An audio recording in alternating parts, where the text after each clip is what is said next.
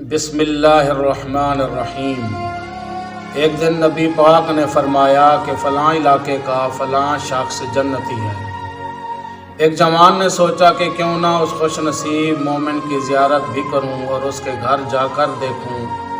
کہ وہ کون سے اچھے اعمال کرتا ہے، نیکیاں کرتا ہے، جس کی وجہ سے وہ جنتی ہے۔ یہ اس کے گھر گیا اور عرض کرنے لگا، اے بندہ خدا، کیا میں تیرا مہمان بن کر رہ سکتا ہوں؟ تو اس نے کہا کہ بے شک تم مہمان بن کر رہ سکتے ہو۔ جب یہ اس کے گھر مہمان بن کر رہنے لگا تو کیا دیکھتا ہے،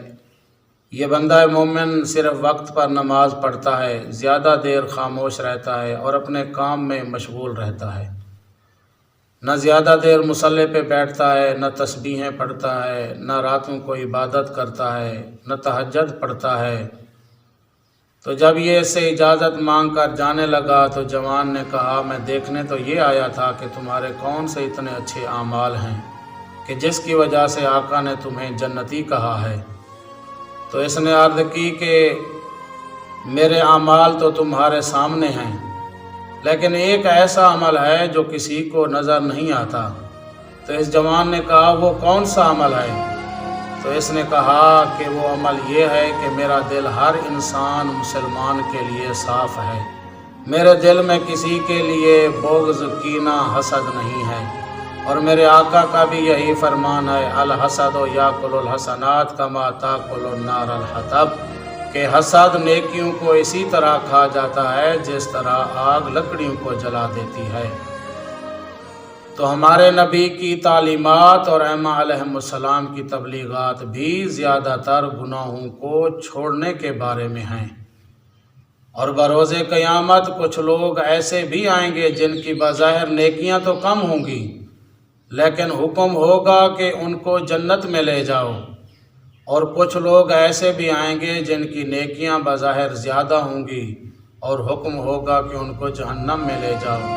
کیونکہ یہ بھی آقا کا فرمان ہے، فرماتے ہیں لَيَجِيَنَّ يَوْمَ الْقِيَامَةِ أَقْوَامٌ لَهُمْ حَسَنَاتٌ كَجِبَالِ التِّهَامَةِ، بروز قیامت ایسے لوگ آئیں گے جن کی نیکیاں پہاڑوں سے وزنی ہوں گی، فَيُؤْمَرْ بِهِمْ إِلَى النَّارِ، حکم ہوگا کہ ان کو جہنم میں لے جاؤ۔ قیل یا رسول اللہ مصلون،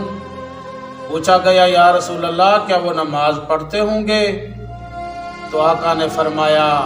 کانوا مصلون و یصومون و یاخذون وہنا من اللیل، وہ نماز پڑھنے والے بھی ہوں گے، روزہ رکھنے والے بھی ہوں گے، اور راتوں کو عبادت کرنے والے بھی ہوں گے، نماز تہجد بھی پڑھنے والے ہوں گے، اور گڑ گڑا کر اللہ سے دعائیں مانگنے والے بھی ہوں گے۔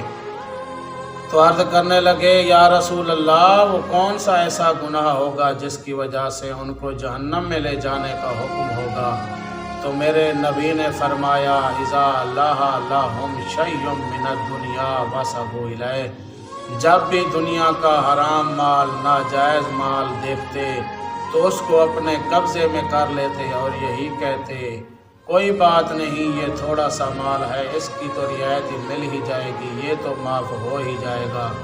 تو دعائے خالق کائنات ہمیں زیادہ سے زیادہ اچھے اعمال کرنے کی توفیق عطا فرمائے اور گناہوں سے بچنے کی توفیق عطا فرمائے۔